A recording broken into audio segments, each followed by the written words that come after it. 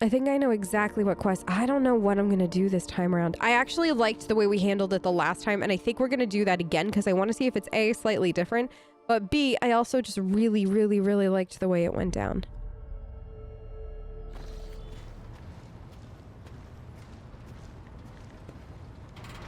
Tess, did you really have to do that? The everyday sounds of the bridge are disrupted by voices raised in anger. Abelard's voice, the loudest of all. This is not the conduct of an officer. These are the antics of a highborn brat had on a lark. Explain yourself, Lieutenant. The young woman standing before Abelard strives with all her might to not quail under the onslaught of her superior's anger. She falters, but then manages to look him in the eye and say, I apologize, sir, but I must speak to the Lord Captain. Very well, Lieutenant, you may address the Lord Captain, not least because I see you have already seen fit to disturb her. Your unauthorized appearance on the bridge and display of belligerence towards a higher-ranking officer will be logged on your personal file without delay. Lord Captain, Lieutenant, Avrilla event, requesting permission to speak on a matter of extreme importance and urgency. You may speak, but I want to hear a report, not a shouting match. Having two officers bickering in full view of the bridge is unacceptable. I will not tolerate this kind of conduct on my ship. Abelard assigned the Lieutenant an appropriate punishment. You have 1 minute to state your business. Honestly, I kind of want to go here. I want to see what happens. Yes, Lord Captain, listen to my report and punish me as you wish, but all that matters is that you hear me out. This matter cannot wait. Any minute now, an assault unit will be dispatched to the lower decks on orders to crush worker strike by any means necessary. I am convinced that this step is unwarranted and that the crisis itself was provoked by the actions of one of the senior officers. Abelard, in no hurry to intervene, lets out a skeptical huff. Lord Captain, I urge you to investigate the actions of Seneschal with... What? My... and to intervene in what's happening on the lower decks, because very soon we will have a mutiny or a massacre on our hands. There's an insurrection in the making aboard my ship, and no one has informed me. I would not deem it a problem worthy of a rogue trader's attention. The lower decks, as it so happens, are in revolt. 30-some years ago, we even had a revolutionary leader rise up who dared to establish workers' rule across the entire ship. It took a month to restore order, but even 8 years later, we were still battling rumors that the hero had survived his execution. What? I was on the verge of gathering people to fight against the tyranny once more. Needless to say, the rumors were baseless. As for the current situation, we have sufficient enforcers to deal with it. But on this ship, the word of the Lord Captain carries more weight than a salvo from 100 bolters. I'm sure that if the rogue trader addressed the malcontents directly, she'll quell the unrest. I dread to think what problem you will disturb the rogue trader with next. Perhaps she'll ask the Lord Captain to break up brawls in the mess room? I have already given you the means to resolve this problem. You simply need to use them. If I may, your ladyship, sending a hit squad to crush a rebellion is a means of ignoring the problem, not solving it. So where does my seneschal come into all this? I shall explain. I beg you to hurry, time is running out. I will not hurry. Since my competence is under scrutiny, I shall speak as long as I see fit. There is an established order to the way things are done on this ship. One of the pillars of that system is that the rogue trader's attention is not distracted by trivial matters. It is the seneschal's role to ensure that. I have always handled internal problems myself, so of course, when I received information about cultists hiding on the lower decks, I took matters in hand. So long as I live, not one vermin who murdered Theodora von Valentius will find refuge on her ship. You were far too heavy-handed, Seneschal. Arrests, interrogations, mass punishments for entire sectors, it's driven people to the brink. Now there's a strike on the lower decks, in Depot 4 to be precise. 3 worker clans are involved, but many more are passively supporting them. The situation could degenerate into an all-out insurrection. But when I reported my concerns, the only response I received was an order to dispatch an assault unit and crush the strike with maximum force. Abelard, what do you have to say to all this? I see no need to add anything. I acted within the remit of my authority, guided exclusively by the best interest of your protectorate and your personal safety. If you wish to confirm the rectitude of my actions yourself, I have no objections. For my part, I urge the Lord Captain to go down to the lower decks, stop the assault unit, and speak directly to the people. You'll see that they are not lying or harboring heretics. That way, you will stop the uprising before it begins. What is Depot 4? It is one of the port sectors on the lower decks. It's home to clans of general laborers. They are not as valuable to the ship as the families who have served its specialized systems for generations. They are an easily replaceable resource, and one which is now, more besides, giving succor to cultists and minions of the archenemy. Depot 4 is poor and troubled, but at worst that means drunken fights and illegal rot gut brewing. We've handled the workers of Depot 4 in the past. We should have done so again. If the crackdown on Depot 4 hadn't been so harsh, and another important point to bear in mind, the problem is not limited to this sector. It is located on one of the most populated lower decks, and everything that happens there has a knock-on effect on all neighboring sectors. I've heard enough. I will go down to the lower decks and deal with the problem personally. Praise the Emperor. Thank you, Lord Captain. He grits his teeth slightly. An enterprise bordering on sophomoric, but please yourself, Lord Captain. However, I categorically insist I escort you. Abelard, I would have it no other way. Let's bring everybody.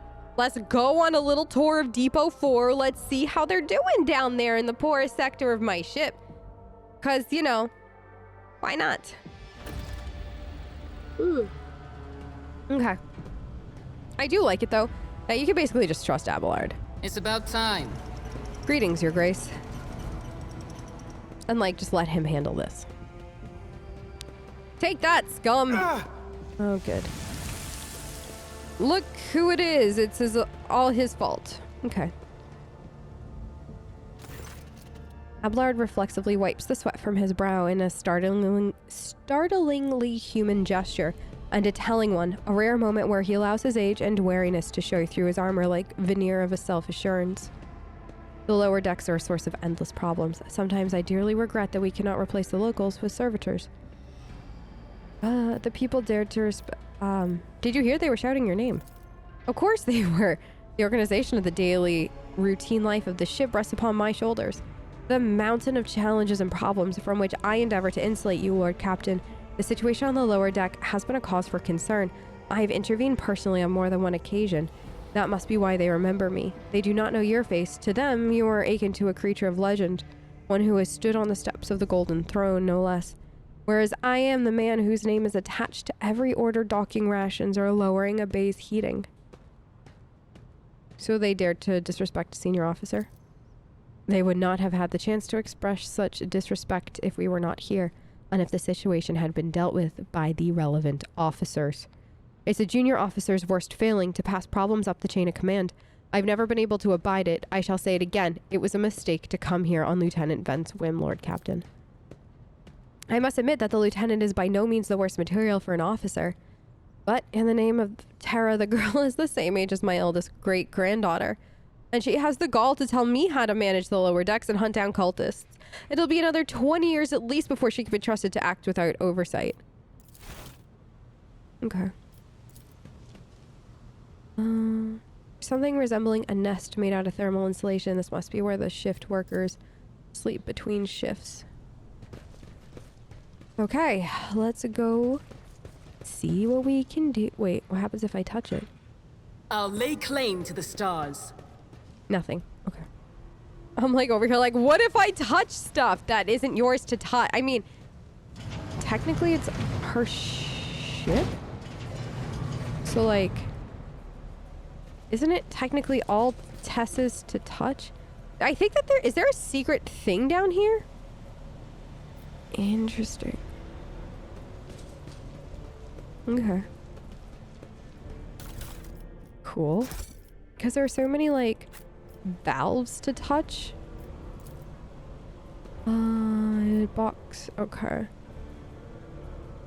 Like, but I can't interact with them. So it makes me think a new challenge for that me. There's something else I should eventually, like if I wanted to do this. What is that icon?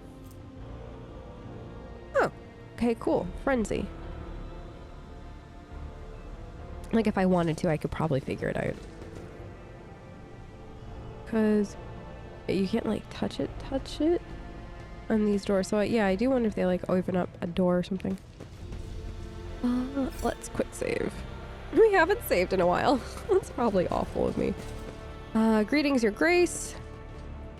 Hello. Nice to see you all, I think. We'll find out in a minute. Victory awaits.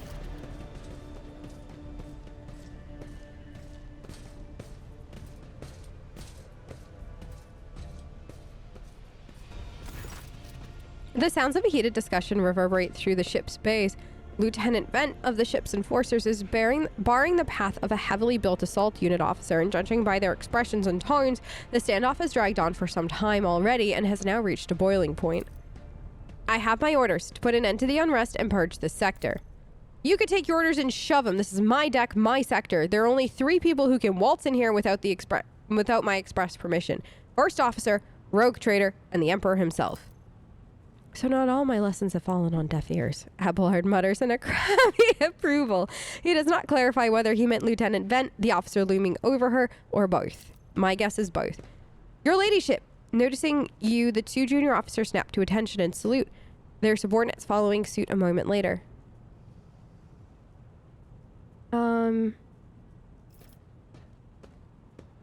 What's the situation? Your ladyship, my people have locked down the bay where the strikers are, including their leaders. We have the situation under control as far as resources allow. I want to speak to the strikers. His mouth twists, but he restrains himself and says nothing. Right you are, Lord Captain. Allow me to wish you good luck. Here we go. Time to see if we can do, the impossible. I doubt it, but here we are. I'm ready. I won't tolerate weakness.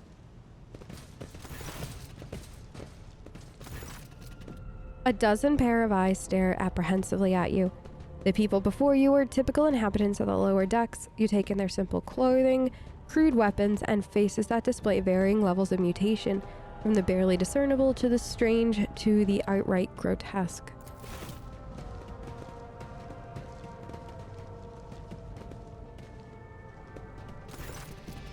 A whisper passes through the crowd, and you detect a mixture of fear and astonishment, and joy in their reactions. Finally, 3 people break away from the crowd, an elderly woman and 2 men. These must be the leaders. They bow clumsily before you. Lord Captain, you've come down to us. Tell me what's troubling you. Why are you on strike? Striking? That's news to us, your ladyship, says a tall, thin man in worker's garb. All we're doing is asking questions, saying what we think. Shut up, Rivet, snaps the old woman, who turns her hostile dark eyes on you. Here's the deal, your ladyship. Your damned enforcers are all over us down here. They say they're looking for cultists. One wrong word and they're reaching for their batons. If they want to punish someone, they turn off the heating to the whole base for a week at a time, so we get sick and freeze. In my clan, 2 little ones died from inflammation in their lungs, all because of those enforcers. The old woman spits on the floor and rubs at the spittle with the toe of her worn shoe. Argenta does not interrupt the workers, but you see the sadness well in her eyes when children's deaths are mentioned. She quietly whispers a requiem prayer and makes a sign over herself.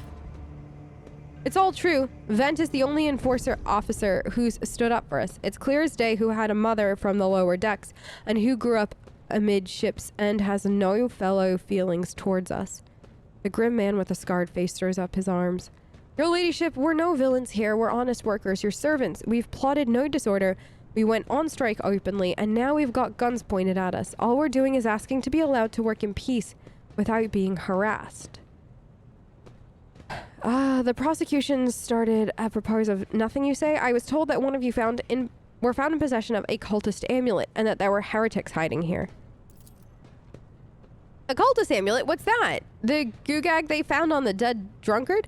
If it was something evil or forbidden, we sure didn't know. The enforcers just said they were looking for heretics among us, and anyone obstructing their investigation would be punished.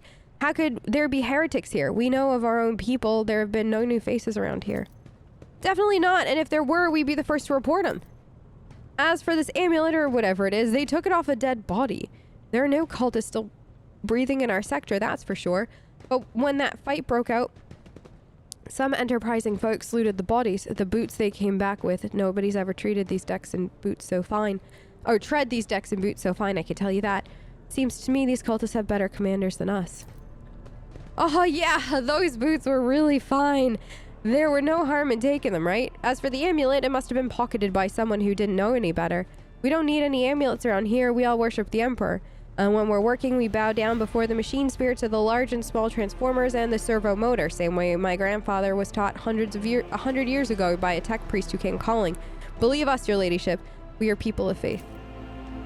Naive children, weren't you taught from an early age about the dangers of the Arch Enemy's creations? Weren't you warned that any unfamiliar object could be one of them? So it's a metaphysical force. Okay, so chaos. So the Arch Enemy is chaos. Literally, okay. I was curious if like it was something separate from that. Metaphysical force composed of psychic energy that exists in an alternate dimension as known as... Okay, so basically it's all the chaotic bad that is in the war. Okay, and they call it the Arch Enemy. We were told, Holy Sister, but it was long ago. The last time we saw a confessor in our sector, it was just after I'd had my third little one. That is regrettable, but you cannot lay burden of leading a righteous life on the shoulders of the Holy Father. Who will you blame when the beasts crawl out of those amulets you stole from the heretics? The Holy Father who was not there, or the scavenger who brought the evil down on himself or his neighbors? I think she brings up a really interesting point. Like, she's basically like, you can't pass this on to the fact that you didn't have what you thought you would needed. Or like, I shouldn't say that.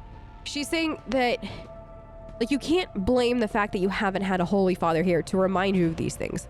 You can't pass it along and say, well, we didn't know, because you know. But they're trying to say, well, it's because we didn't have a Holy Father here and for so long, and Argenta's like, it's no excuse, and that's actually I like Argenta's perspective here. And what changes do you want? Would you look at that? The exalted Lord Captain herself is asking us vile rats what we want. Well, here's what. We want you to rein in your damned enforcers, to quit turning off the heat, stop battering everything that moves.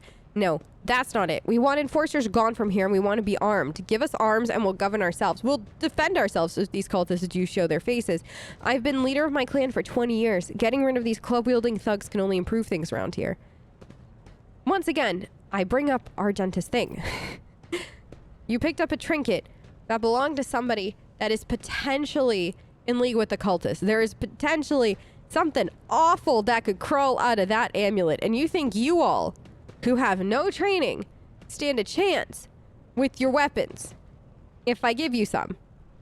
Like, I'm finding that to be a little hard to believe. Like, Holy Father who is not... Like, and who are you going to blame when literally I have to purge an entire sector of this ship? Like, purge it. Because y'all didn't want anybody here to help you should something happen. You know? And it's... I get what they're saying. But I also get what Argenta's saying. And I also get what Abelard is saying. Because you kind of got to cut some of this stuff off before it can... This is an interesting moral quandary, too. In that you're seeing all the different perspectives quite easily throughout this whole situation.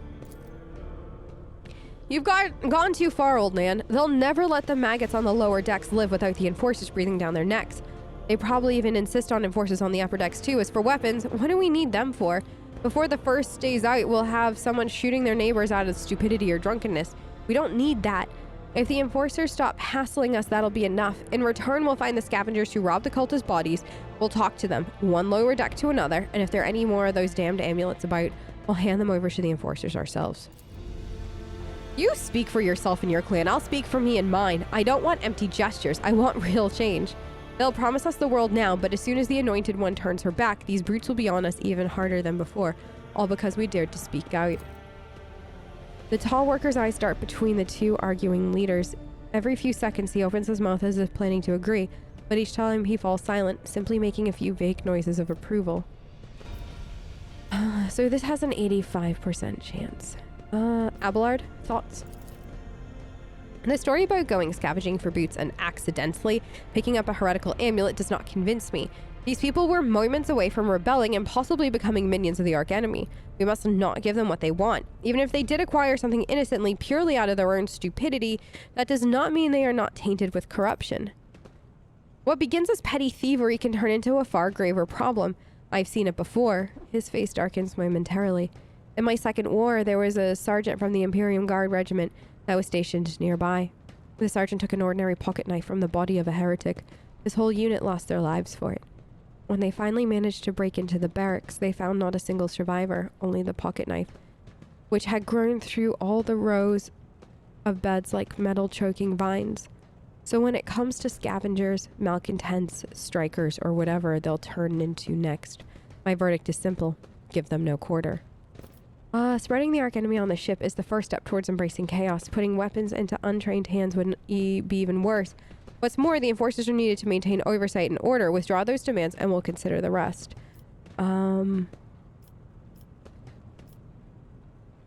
Okay, let's try the coercion. Ooh, we passed. Because I kind of like this. The tall worker they call Rivet shrugs and casts a sidelong look at the old woman. Old man, listen. The Lord Captain herself has come down to us and is offering concessions. I don't know a single person in the whole of Depot 4 who has ever stood next to the rogue trader, let alone talk to them. Back down. Now's no time for you to be a stubborn old crone. Listen, old man. The 3 clans of Depot 4 ought to act as one. We've made up our minds. It's your turn to decide. Don't ask them to disband the enforcers or give us weapons. We don't need any of that. You two are ganging up on me, is that it? So brave you are against an old woman. I'll shut up, I will. Indeed, I won't go against 2 clan leaders on my own. If you want to make peace with the enforcers, make your peace. That's just great. Fantastic. We're agreed. The Percy, I will expect you to assist in locating any remaining amulets or weapons left by the cultists. Your ladyship, thank you. You have not abandoned us lower deckers. You came yourself and settled everything. I'll tell my grandchildren about this. Of course, your ladyship will root out any nasty business faster than the enforcers and will leave no stone unturned. You better, because I can still always give the order. Oh, this went great. This is great. I love how we did this all. This is... Now, what I really like about this quest stand in my way. is the conversation that's about to happen. It's literally my favorite. Unless it doesn't. Here we go. Stopping unexpectedly, Abelard imperiously dismisses the unit to stand at a distance and addresses your other companions. I have an urgent matter to discuss with the Lord Captain. Please give us a moment.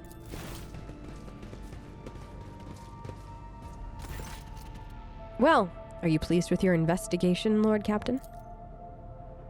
You kowtowed to the disloyal rabble. You believed their lies and showed them leniency. Next time the ship is attacked by cultists, that rabble will welcome them in with open arms and allow them to wreak whatever havoc they like, because they see you as a weak leader. Is that how you see your future at the helm of the Von Valencius Protectorate? Let's talk about your role in this instead. No. Don't speak to your Lord Captain in that tone.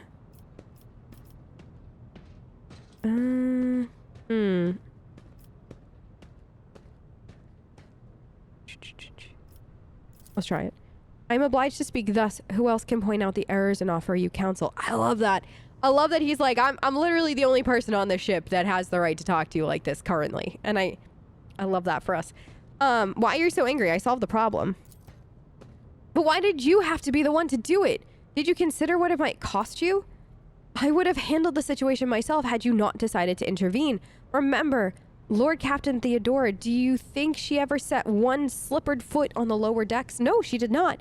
Such matters were left to myself and the junior officers, while she dedicated herself to her grand design for the Protectorate, as any true strategist and rogue trader ought.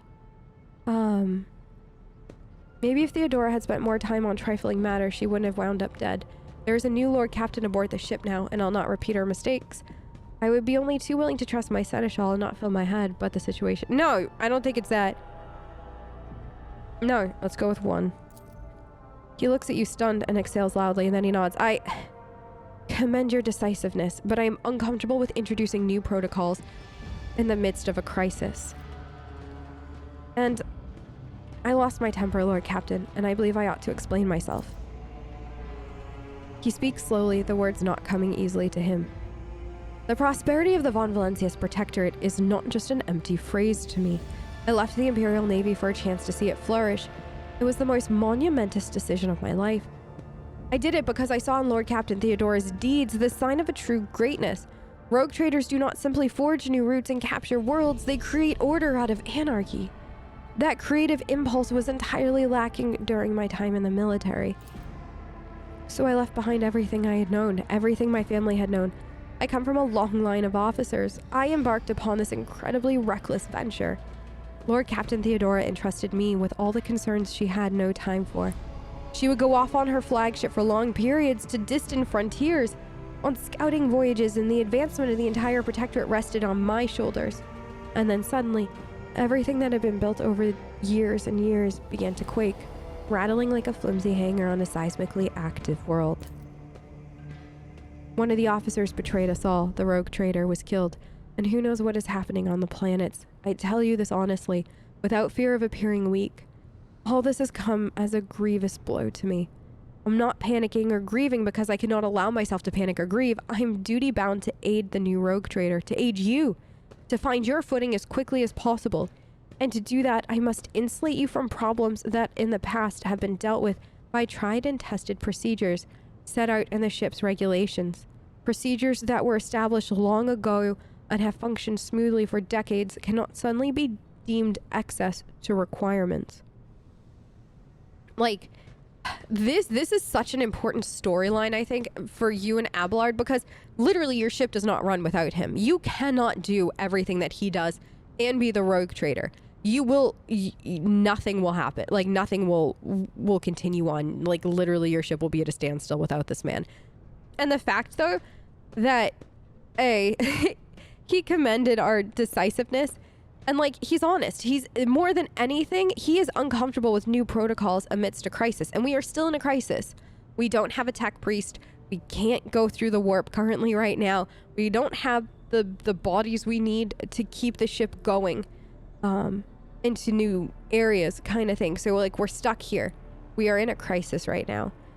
And not to mention, Abelard is grieving. He says he can't. Like, he can't allow himself to, but he is. This is something that might, when you least expect, to come crashing down on him, but he is grieving. Theodora was everything to him. This ship, this protectorate of Von Valencia's dynasty, he gave up everything to be here, everything to put, you know, to help Theodora find, what was it? I loved the way he said it. Create order out of anarchy. That's what a rogue trader does. They discover new worlds, they find the anarchy, and they create order. They find the ways to make this better, and that's what you do. Now, granted, some rogue traders do it differently than others, but you have an opportunity to make a difference for the better, to spread humanity out amongst the stars, to give people a better life potentially than they would have had otherwise. And that's what Abelard came out here to do. That's why he joined.